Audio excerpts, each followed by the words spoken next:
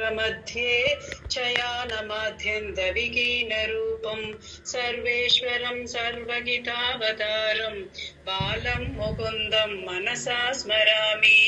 इन्दीवरश्यामलकोमलाङ्गम् इन्द्रादिदेवार्चितपादपद्मं सन्तानकल्पद्रुममाश्रितानां बालं मुकुन्दं मनसा स्मरामि।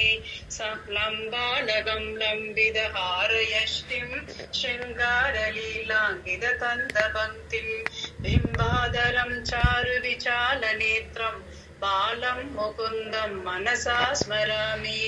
शिखे निधायात्यभयोधदीनि बहिर्गदायां व्रजनायिकायाम् बुद्ध्वा यदिष्टं कपटेन शुद्धं बालं मुकुन्दं मनसा स्मरामि। कलिन्दजान्दस्थितकालीयस्य